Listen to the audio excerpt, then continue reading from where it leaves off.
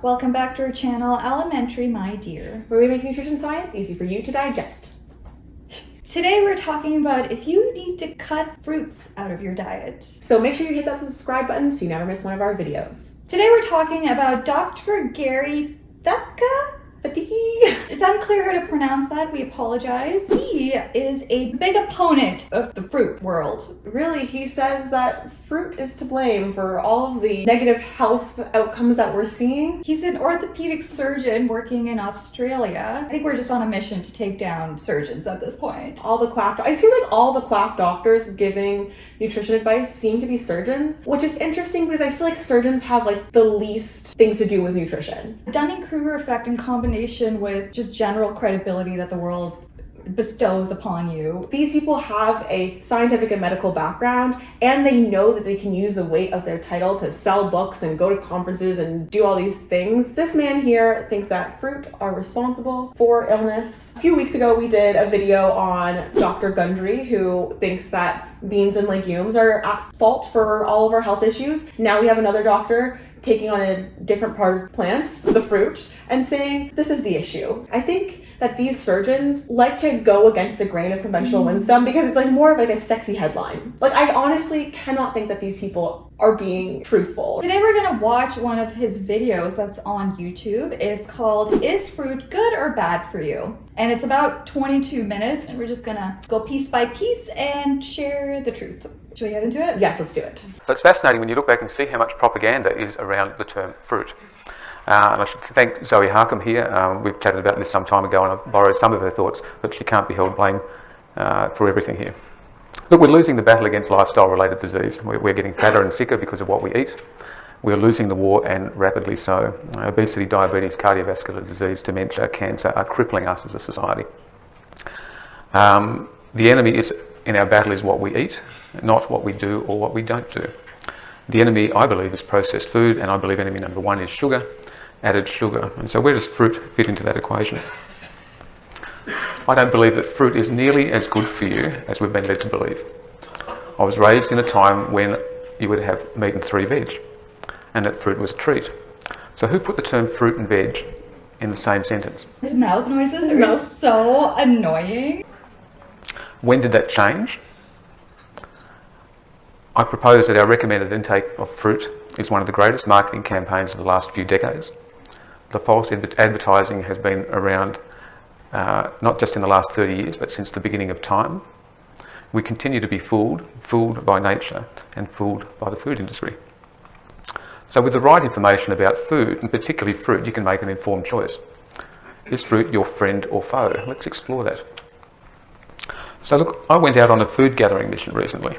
Not gonna lie, I think him even like establishing that as the goal, that either fruit has to be your friend or your foe, is kind of like a false premise, creating a false dichotomy. I think that he made that dichotomy and is going to go, fruit is your foe. He paints that on the backdrop of issues that we already know are a big problem. We're talking about, chronic disease, cancers, diabetes, all those different things. Even from the beginning where he's talking about these diseases come from what we eat, not what you do or don't do. You can't even say that. Mm-hmm. Like when we look at the context of cancer, it's not just food. It also is environment, exposure to many different things, your genetics. There's just so many factors, and to blame it all on what you eat just shows that you don't have a grasp of what the actual disease is, what the disease etiology is, and pointing it on one thing is actually harmful because it distracts from all of the other factors that we need to address. Looking for some fruit, and I found an orange in our backyard. That's not a particularly good or great orange. It's not even very sweet, but that's all we could manage. I found nothing in the local apple orchard. I then made my way to my local supermarket. Okay, what a surprise to find all of the fruit advertised as local and fresh. So I wondered what unnatural processes our food industry have done to make that fruit. Maybe fruit is a processed food. So let me firstly define fruit for this talk. We'll call it modern fruit. I don't want to be comparing apples and oranges. And I don't want to be accused of cherry picking my data. I love a good pun, but not from him. So I propose that modern fruit is far from natural. Modern fruit is the sweet fruit that we see at our supermarket every day. I'm not discussing fruit juices at any length today.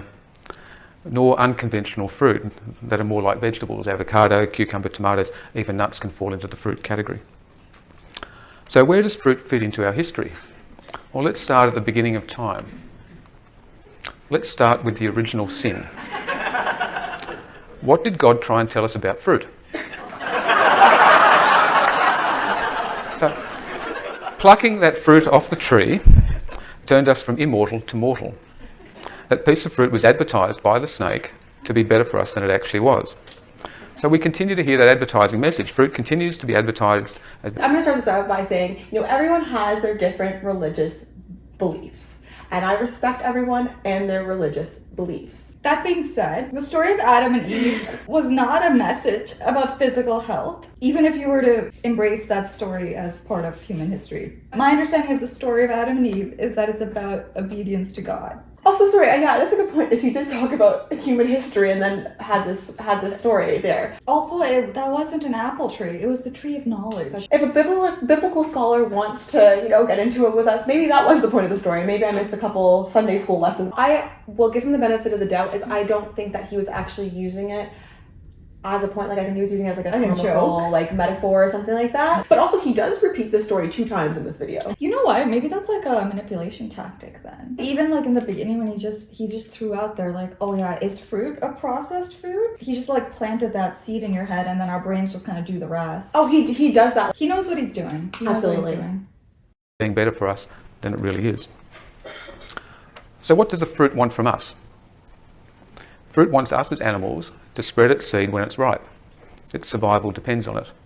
It advertises itself by bright colours, being shiny and sweet to attract the wildlife. Fruit hasn't yet worked out that we drop its seed in a ceramic toilet bowl. Have you noticed those chocolate wrappers? Advertising itself by bright colours, being shiny and sweet to attract the human wildlife.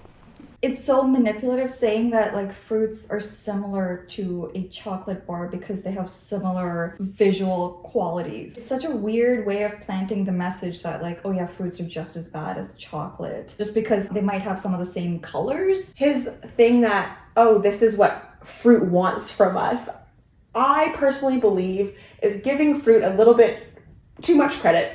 Because to the best of my knowledge, fruit is not a sentient thinking creature. And it is true that plants want you to eat their fruit in order to, spread the seed around. Normally you poop in a hole in the ground and then, there's another apple tree or another orange tree or something like that. But just because that's the evolutionary advantage of fruit doesn't mean that it's bad for you. Yes, we are attracted to bright colors and to sweet taste, but that doesn't mean that because fruit have bright colors and sweet taste, they are bad for you. He then brings in the food industry and talks about how a food that we all know isn't necessarily the most healthful, is sweet and has bright colors, and the food industry is forcing you to eat this, therefore Mother Nature is forcing you to eat these fruits. I mean, there are a lot of things that are bright colored and shiny, like a vase could be bright and shiny. Is that bad for us too? It's the vase industry. So what do we want as animals from the fruit? In nature we have scheduled obesity. Native animals wait for the sugar content to go up in the fruit. We know that possums will strip a tree bare in a night, 2 nights before we want to pluck it ourselves, and they'll turn that sugar into fat for winter. Scheduled obesity is there for us as animals at the time of plenty. It makes us hungry, makes us gorge on more fruit to turn it into fat for the lean winter months. Fruit is there in nature for scheduled obesity. I find that a lot of people like to use these made up anthropological arguments, but he made this point that possums specifically eat fruit to get fat for winter. And then was we are animals and therefore we do the same thing. That is objectively just not true. There are a lot of animals who do not have a bulking season. Not all animals are squirrels. That would mean me saying, everyone needs to go to Florida for the winter because geese do that. And they're animals and so are we, and therefore that's what we need to do. It just doesn't make any sense.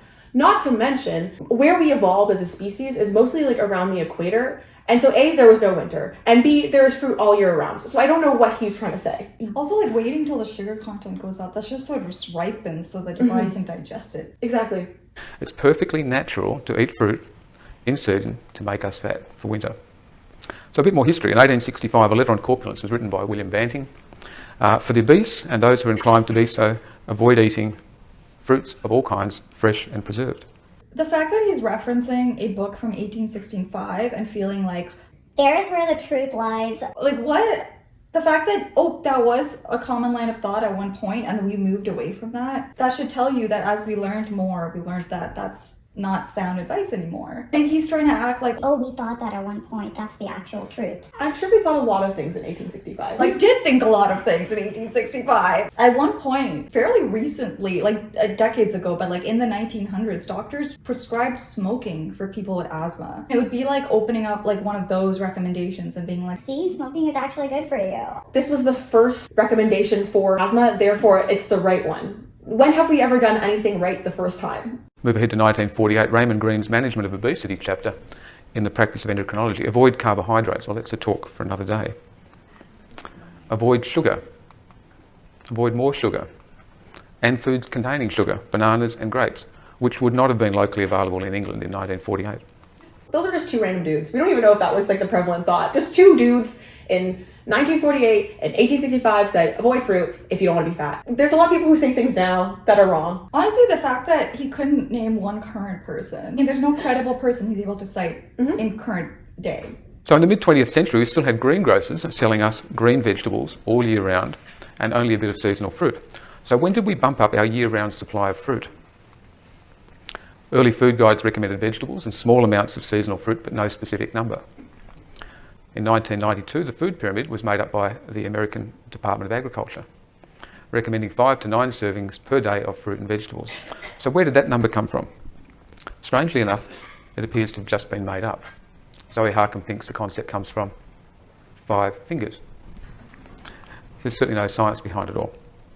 So in 1991, the American... I think that particular point about the specific number of servings, there was no concrete foundation of evidence to arrive at that particular number. I think it was more the recognition that fruits and vegetables are very nutrient dense, and 5 servings is kind of considered a reasonable amount of those foods to take in a day. That is exactly it. And you know what? He's saying, oh, this former food pyramid was not based on evidence for this specific thing. Therefore, now we're just going to throw away any of the evidence that exists. Now, when you look at the evidence, they actually say that 5 servings isn't enough fruits and vegetables per day. They say about at least 400 grams of fruits and vegetables leads to better health outcomes. It would probably be about double what they're saying is a serving. The National Cancer Institute looked at small studies showing some benefit of fruit and veg in cancer prevention, and those studies were later shown to be related to socioeconomic benefit rather than fruit and vegetable intake.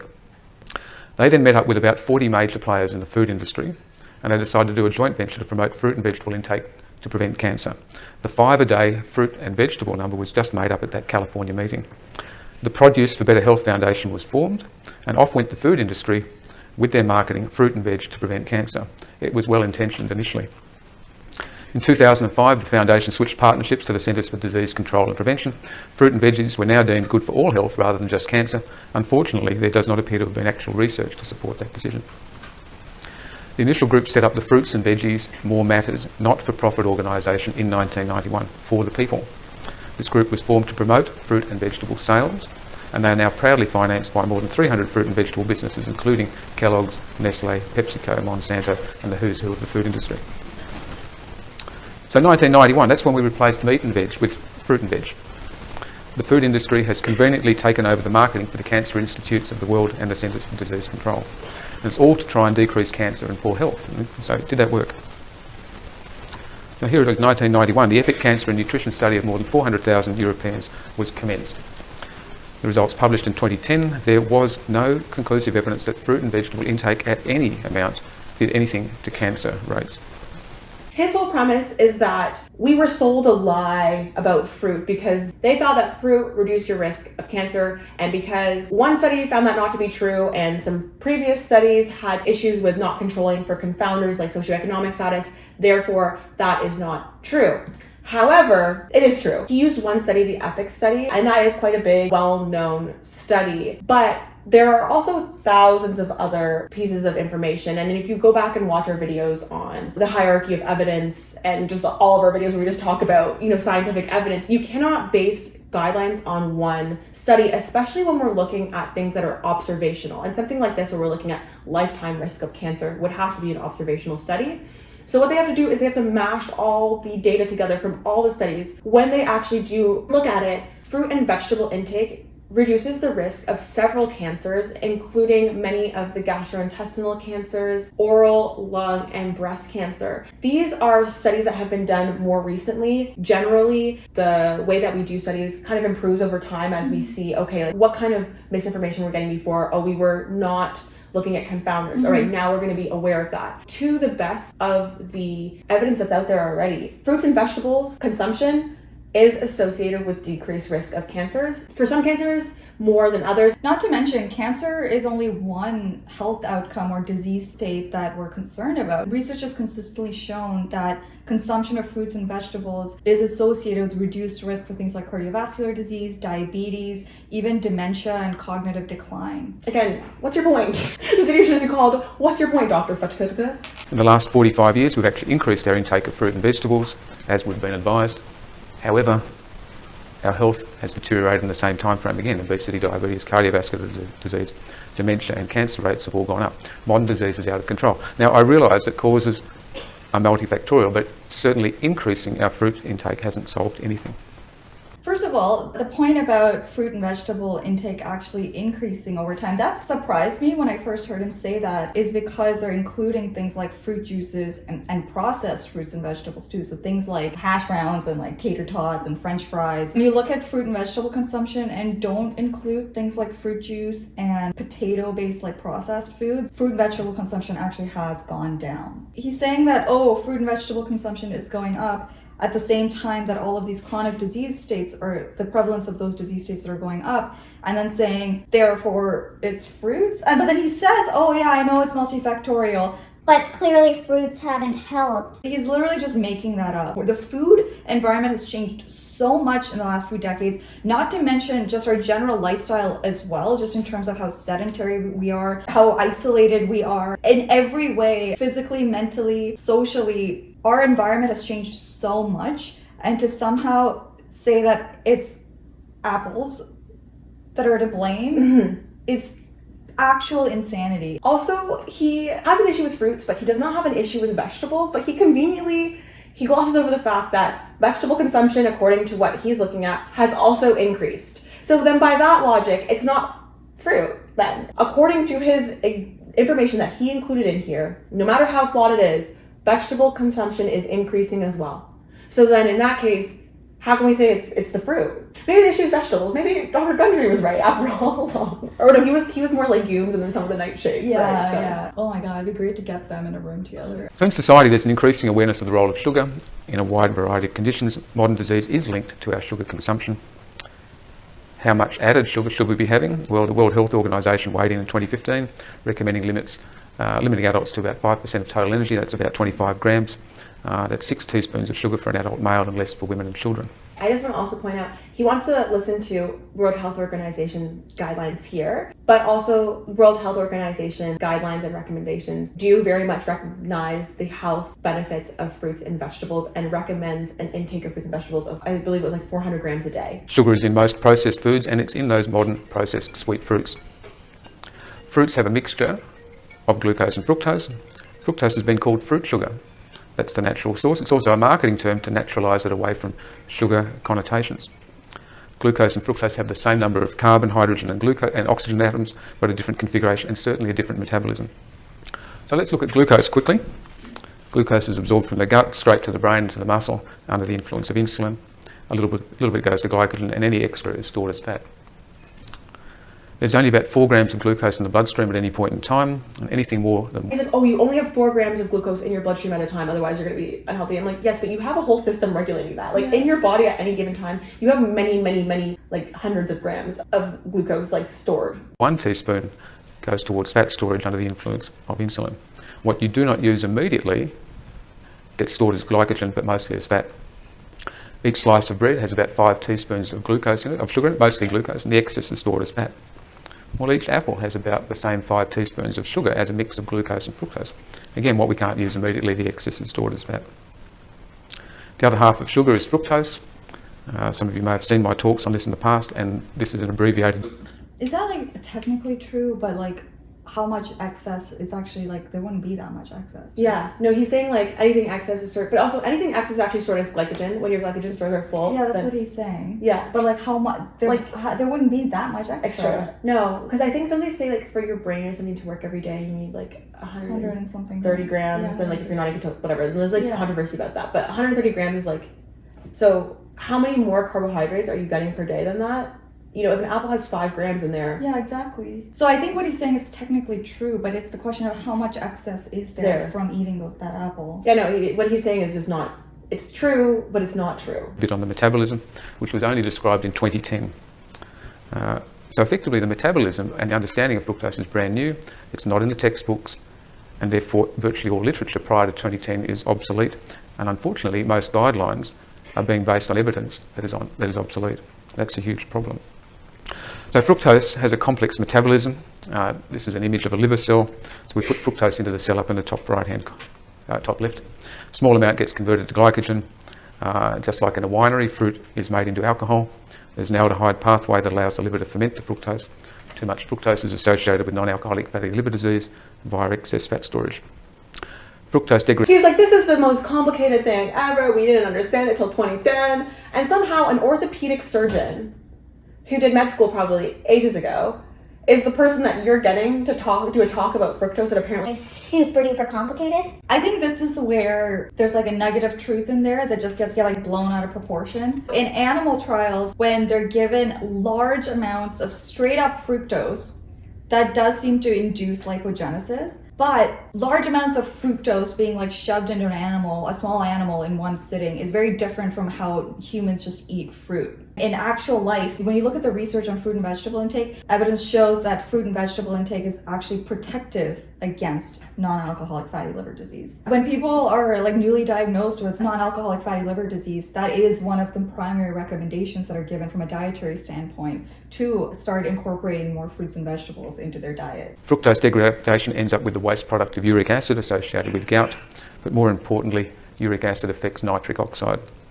Nitric oxide is critical to maintaining our circulation and health, and uric acid inhibits the production of nitric oxide. 3 forms of nitric oxide. There's a neuronal one which maintains our brain blood supply. There's an endothelial one which acts as a vasodilator on our blood vessels, and there's an inducible form which is involved in our white cell mobility around the body. Uric acid inhibits the effect of nitric oxide and decreases blood supply to the brain and is implicated in the causes of dementia and mental health. Without nitric oxide, we lose the vasodilatory effect and our blood pressure goes up. We can end up with decreased white cell function, poorer immunity, higher infection rates, and a possible role in cancer cell proliferation. every single one of these things, fruits and vegetables, are beneficial for. Yeah. Literally, the treatment for high blood pressure, dietary, is literally just fruits and vegetables. Yeah. Like that's, well, there's other things, but like, yeah. When it comes to the gout, it's interesting because vitamin C intake is actually shown to reduce risk for gout, and things like, especially like citrus fruits and things like that, are actually really high in vitamin C. Mm-hmm. So I don't know what the heck he's talking about. Honestly, I have to say I'm not very familiar with the interplay of uric acid and nitric oxide within an in vivo system. When you look at it, we have dementia and cognitive impairment, we have hypertension, and we have cancer, that he says. All of these things, uric acid inhibits nitric oxide, and that leads to these things. But then his main argument is about fruit. And when you look at it, fruit and vegetable consumption improves cognitive outcomes and reduces the risk of dementia. Blaringly helps hypertension. Also, as we go back to the cancer thing, fruit and vegetable consumption lowers the risk of cancer. So you can come up with all the fancy science things and, go back and make mechanisms that can prove your point.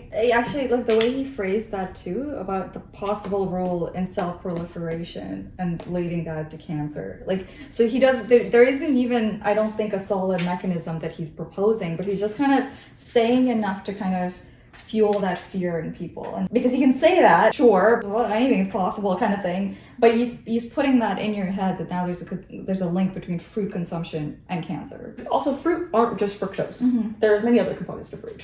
Fructose is involved in the development of insulin resistance in muscle and the liver. It's a massive topic beyond this one today. Fructose also acts as a leptin inhibitor. Leptin is normally secreted by fat, and there's plenty on board, and there's an appetite suppressant. So fructose inhibits that satiety, contributing to hunger. It also stimulates ghrelin, which will make your tummy rumble, and all of this drives hunger. You heard a little bit about ghrelin earlier today. Probably a major pathway in inflammation is de novo lipogenesis, where fructose is converted into the bad cholesterol particles, and Ken will probably hammer me for that term again a little bit later. But it is the small, dense lipoproteins that are the troublesome ones, and fructose is the major initiator of those. So when you increase the fructose load, you increase the small, dense lipoprotein production. Those small, dense particles end up in every blood vessel wall, in every organ of the body. They become oxidised and then inflamed, particularly under the effects of polyunsaturated oils. This creates inflammation throughout the body. We know that chronic inflammation is a significant factor in all modern disease. There's a meta-analysis that was done with controlled feeding trials in humans, and it was found that very high intakes of fructose, so over 100 grams a day, does lead to higher levels of LDL cholesterol. But this is over 100 grams a day of fructose. Just to give context to that, depending on the size of an apple, you might be looking at like 6 to 10 grams of fructose in one piece of fruit. So you'd have to eat quite a lot of apples in a day to exceed that 100 grams a day. And just the nature of how whole fruits are, most people are very unlikely to exceed that limit on an ongoing daily basis. Again, he's like really misrepresenting the research. He talked as well about fructose and insulin resistance. And it's like, yes, if you go down to the nitty gritty of the science of it, when they give animals injections or just pure fructose in their water or their food, it can lead to insulin resistance. When we go to human level of evidence, or at least like the more ecologically relevant, meaning like it is actually models how people eat, fruits and vegetables are associated with improved insulin sensitivity. Higher consumption of fruits and vegetables is linked to lower risk for diabetes. And I think that's much more relevant research to look at as opposed to maybe the animal trials that involved infusions of fructose. But natural sugar from fruit is good for me. Really? Let's look at the nutritional aspects of fruit. So what is the actual nutrient value of fruit, and how does that compare to other seasonal food? So we're going to look at antioxidants, we'll look at vitamins, minerals, fibre, phytonutrients, and the sugar content itself. Antioxidants are there to decrease the effects of oxidation, to decrease inflammation. That's what the term means. So we can take antioxidants, or we could actually eat less sugar and polyunsaturated oil in the first place and prevent that oxidation. So fruits contain antioxidants, and they're certainly marketed as such. So you've got a choice. You can eat fruit. But also oxidation is just always happening, right? Like every metabolic process, there's oxidative byproducts. Exactly, yeah. So for him to say that, oh, there'll be zero oxidative stress if you just don't eat sugar is completely false. Absolutely. Yeah. Or you could have a cup of coffee, which has a significantly greater amount of antioxidant than fruit. That coffee is nearly 5 times as much antioxidant value. Or here's some good news for you. Dark chocolate comes in more effective at around the 2 millimole level. So it's also advertised that fruit... This is him completely misrepresenting that research. If you actually look at the paper that he cited there, they took the dietary intakes of a bunch of people. The majority of antioxidant intake was coming from coffee. That graph doesn't represent the antioxidant content of the foods. And I don't know, maybe it would look similar, I don't know, but that's not what the research was showing. The research was just showing that the majority of people's antioxidant intake was coming from coffee. And second was fruit, but it was a lot lower. So he was completely misrepresenting that research study. Also, there are many different types of antioxidants. Yes. And they're not all equal. They all do different, slightly different things. I remember like food science, we had to like memorize the different pathways of all these different antioxidants. You might be getting certain antioxidants from some foods, and you're gonna be getting other ones from different fruits. And also there's like a bajillion types of fruits. Lumping all fruits together, meaning like, yeah, they're actually not a good source of antioxidants is wrong, because, you know, you could look at like a blueberry compared to, I don't know, this is not based on anything. This is based on what I imagine, like a banana. I'm sure blueberries have more antioxidants than bananas. That study was based on what people were actually taking in. So maybe those people just didn't eat a lot of fruits. Also, what's his point? Is to get all your antioxidants from coffee? Like, is that the takeaway from this? I think his point was that it would be more effective to get antioxidants from coffee. Okay, and? Yeah, like what's your point? What's your point? Like literally, what's your point? That doesn't mean that people getting antioxidants from fruit is bad. So fruit is rich in vitamins. Gram for gram, the following foods have a greater concentration of vitamins than most fruits. Green leafy vegetables are rich in vitamin C, and spinach has about 5 times the vitamin C of an apple, and broccoli has about 20 times more. Vitamin A. Notice a theme of green vegetables creeping in. Fruit is not a great source of vitamin D, but those greens are there again. And the same goes with... I love love green leafy vegetables. I love all of these foods that are rich in vitamin B and C and all that stuff. I know there are like fruitarians out there, but outside of that select group of people, no one on the planet has ever suggested that fruits are all you need in your diet for nutritional adequacy. No one's ever said that.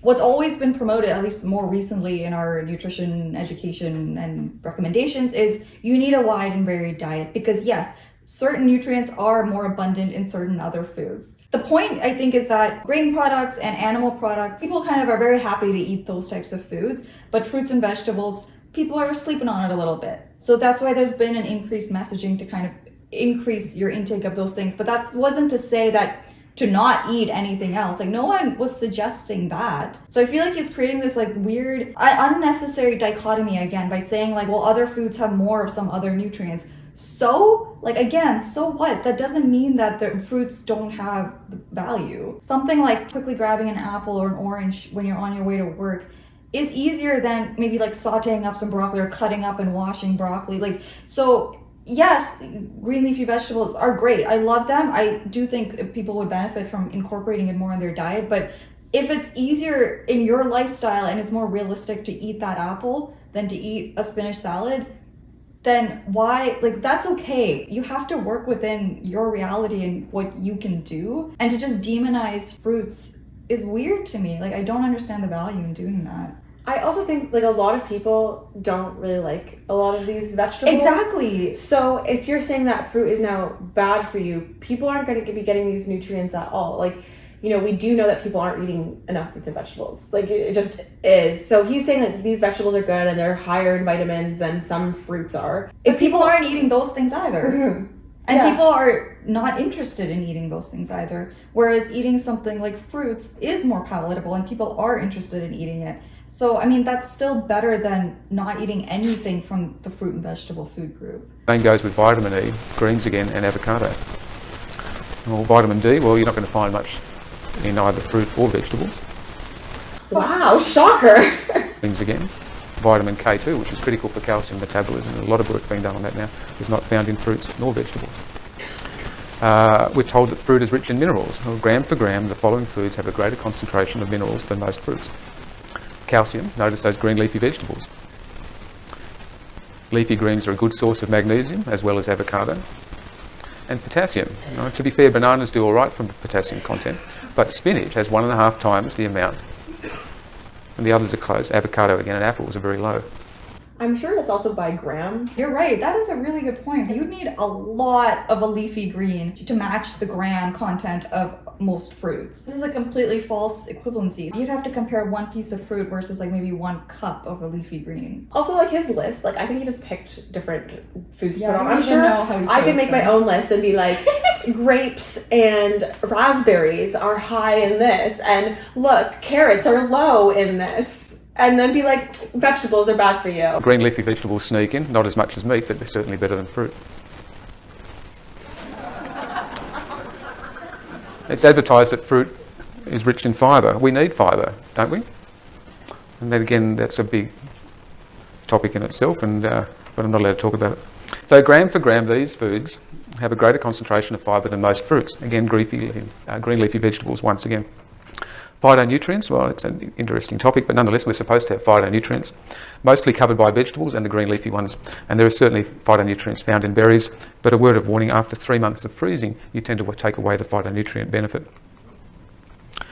Okay, sugar. Let's do some comparison. Coca-Cola has about 10% sugar content. It varies a bit from country to country. Apples are 10% sugar by weight. I'm sure the sugar will be absorbed slower, but it is still sugar.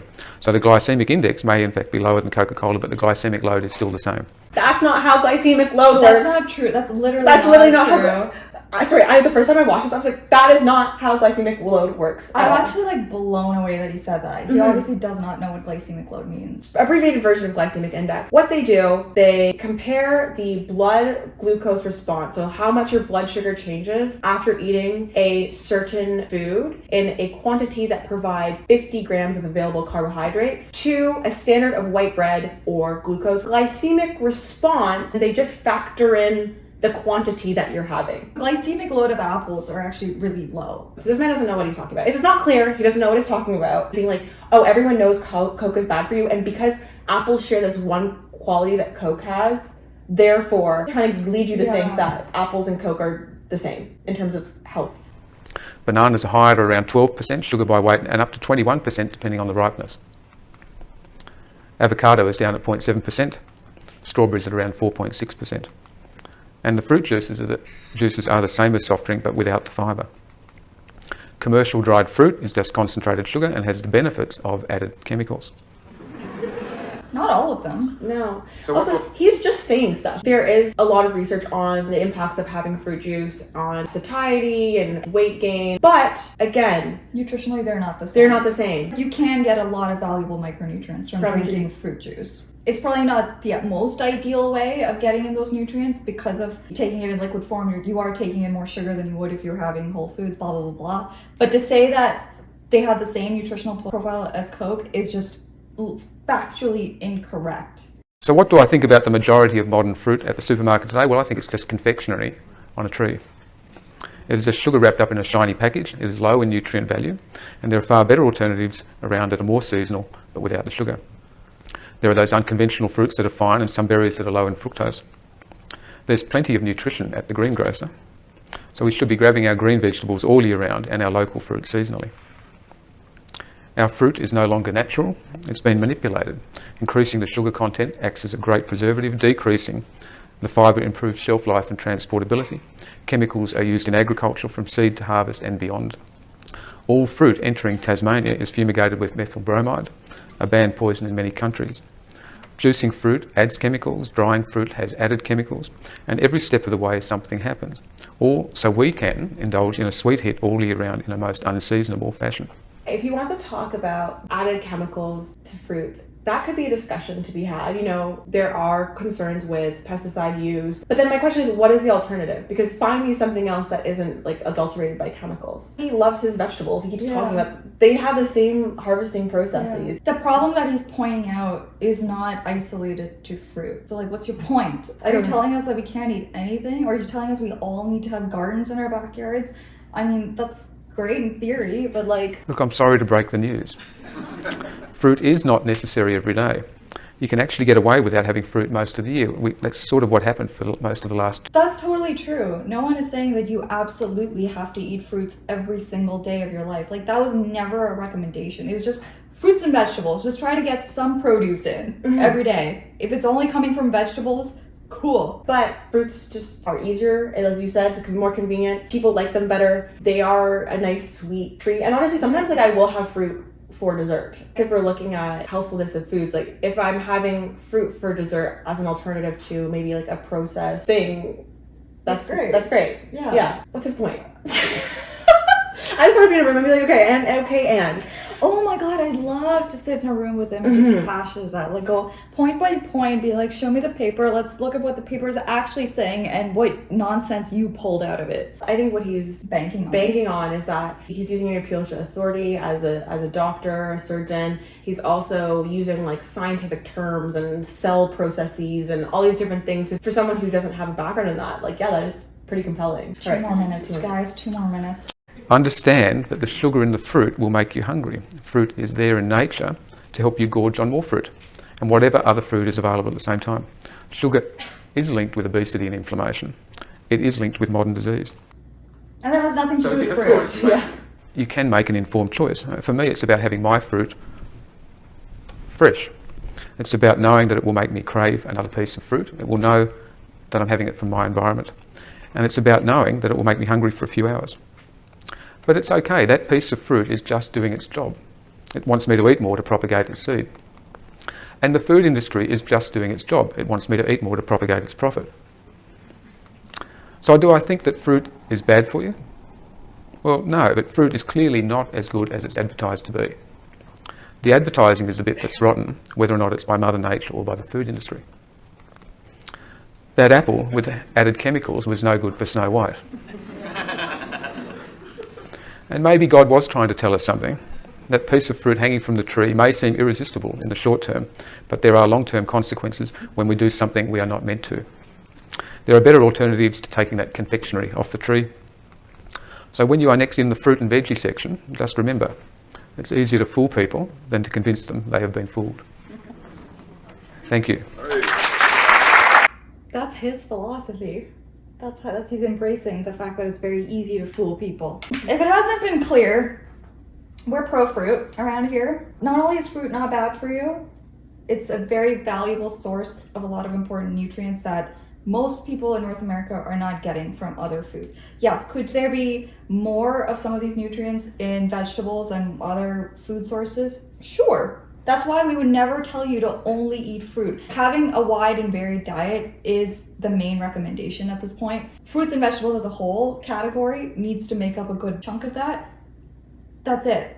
You don't need to eat only fruits. No one is saying that because yes, that would be harmful. I don't even know what to say. But that's the same with anything. Like, it's the same with anything. I don't want to discredit all doctors because there's lots of great doctors who do know a lot about nutrition, but I would argue that most of the time they're staying in their lane. And Mr. Dr. Fettke is not staying in his lane as an orthopedic surgeon. I would never give a consult to someone about orthopedic surgery and what they need to do for orthopedic surgery. He should not be giving consults to people about what they need to do to nutrition, which brings us to the fact that he got in trouble. Turns out in Australia, there's a regulatory body that oversees all healthcare professionals. So to give context to that, in places like Canada, different healthcare professionals have their own regulatory body. Like each healthcare profession has their own regulatory body. But as far as I know in Canada, there's no one larger body overseeing all of them. But turns out in Australia, that does exist. They recognize that this doctor, as a surgeon, does not have the adequate training to be giving nutrition advice. And he has been cautioned against giving nutrition advice. And it's so fascinating because he had an entire website, an entire platform called No Fructose. And it was his name that was being attached to it at one point. But now since he's been cautioned / silenced by this regulatory body, he's kind of transferred everything and put it under his wife's name, Belinda Fettke.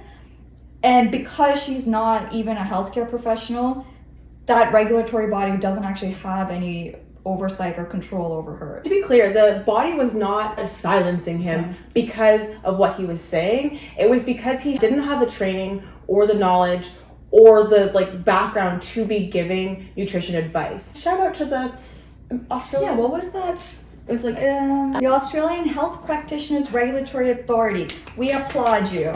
Yes. At the end of the day, fruits can absolutely be a really important part of your diet. Please don't cut them out just because you're listening to some random quack on the internet. There's 11,000 people who like this. But on that note, if you do want to like a YouTube video, like our YouTube video, this one right here. Be sure to comment, subscribe, hit the notification bell so you never miss one of our videos. Tell us what your favorite fruit is. Oh, yes, I love that. Tell us your favorite fruit. Put it down in the comments. What's your favorite fruit? Mango. I think mangoes are up there for me. Yeah, mangoes. I'm gonna say mangoes, but after this I'm gonna think of 25 different fruits. I just love all fruits. Thank you for watching. Bye!